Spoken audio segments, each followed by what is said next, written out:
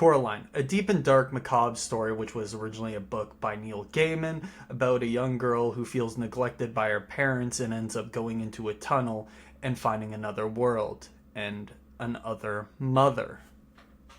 The first time I ever watched Coraline was during a horrible sickness where my consciousness was fading in and out, and I remember the movie being a complete fever dream that ingrained itself into my head. The second time was when I found the book Coraline in the library at my high school, which I spent no time checking out and reading.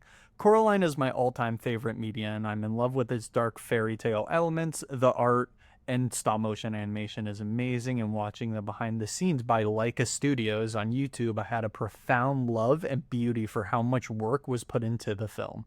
Coraline is a true work of love and effort by the whole team that worked on it. The beldam, or other mother, has close ties with fairy folklore, which were ugly little creatures who casted glamour on themselves to fool others. Fairies can also cast glamour on other things like food, which the other mother serves to Coraline. The food ends up making her dizzy and not able to see past the spell the other mother has casted on herself.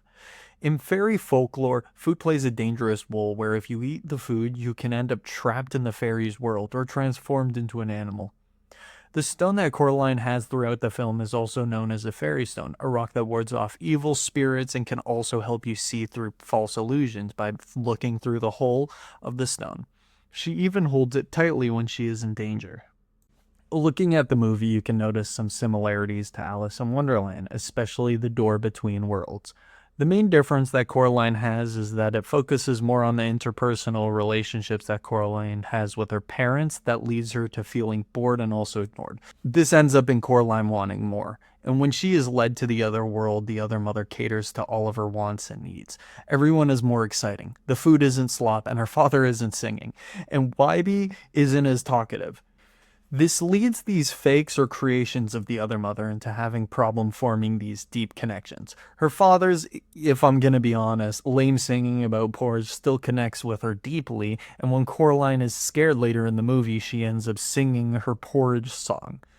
The similarities of the other mother that I talked about earlier with her connections to fairies was also an amazing touch. Attachment is a larger theme of Coraline. Coraline's family has been going through some rough times at the beginning of the movie. They had just gone into a car accident and are currently tight on money as both parents are working on a tight deadline for a gardening catalog. The writer is the father and the mother is the editor. This leaves a lot less room for Coraline and also a lot less attention and leaves her feeling neglected. This leaves Coraline feeling anxious about the attachment that she feels about her parents. The parents being busy and needing time to themselves to work on this deadline makes the child, or Coraline, question if her parents love her or not. This makes Coraline easy pickings for the other mother who gives Coraline anything that she could ever want. Great food, attention, and excitement. This mirrors the real world as no child is immune to these problems. Being anxious and worrying that your parents don't love you in times like these, or being more vulnerable to outsiders who can use these insecurities against them. There comes a moment in the film where Coraline realizes that sometimes her parents will stop her from doing things because she is loved, while there are others who will let her do things she loves for much more malicious reasons. At the start of the movie, Coraline sees a pair of gloves that she loves, but due to her parents' circumstances and tight deadline, they're unable to afford the gloves at the moment, which leads Coraline into feeling like her parents don't care. This may seem like it's overblown, but Coraline is still a child, and maybe these gloves were something that she needed reassurance that her mother cares. Like how the other mother cares. The other mother spoils Coraline with anything she could ever ask for, and to be straightforward, she's grooming her and manipulating her. The other mother builds Coraline up with care, and when she asks her to do what she wants, losing her eyes and staying in the other world forever, Coraline is uncomfortable with this, rightfully so, and lashes out, rejecting it, so the other mother moves Coraline into a room with no escape until she can learn to be a loving daughter. You may come out when you've learned to be a loving daughter.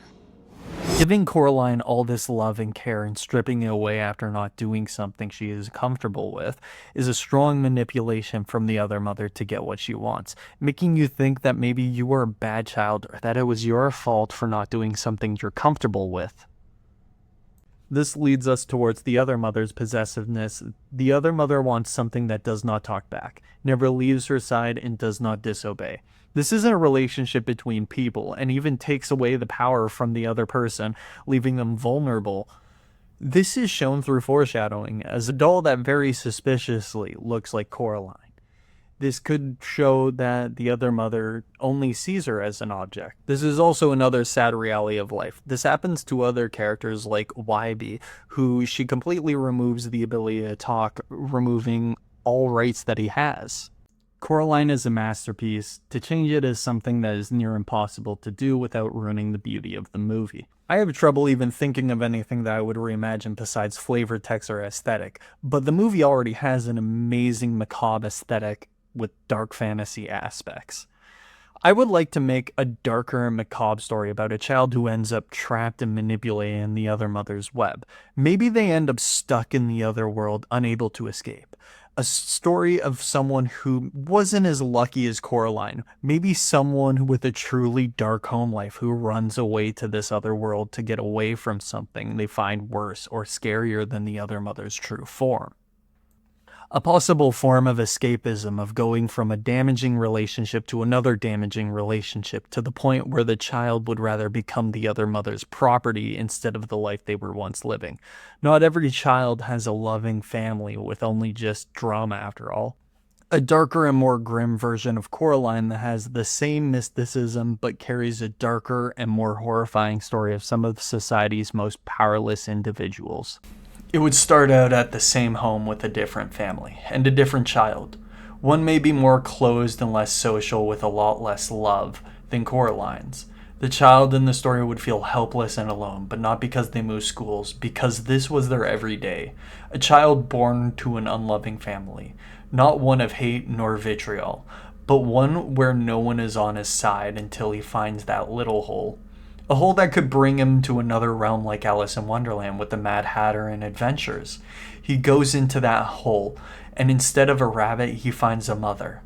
Another mother. One that looks like what he had dreamed a good mother would look like and act.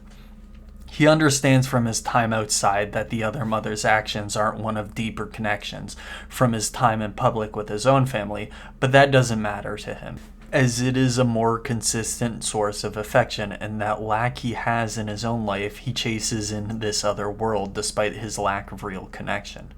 The story would end with him taking the eyes despite the warning signs and horror that he recognizes. A lot shorter than Caroline's story and a lot sadder of an ending, but not all stories have to have that good ending, just as all kids don't have that deep connection. But that's my own story, that I did my own illustrations for, that you've been seeing me draw in the background of this video. I don't think that my story adds or reimagines Coraline's in any way that can surpass something that I already view as perfect, but Coraline is the most perfect postmodern fairy tale.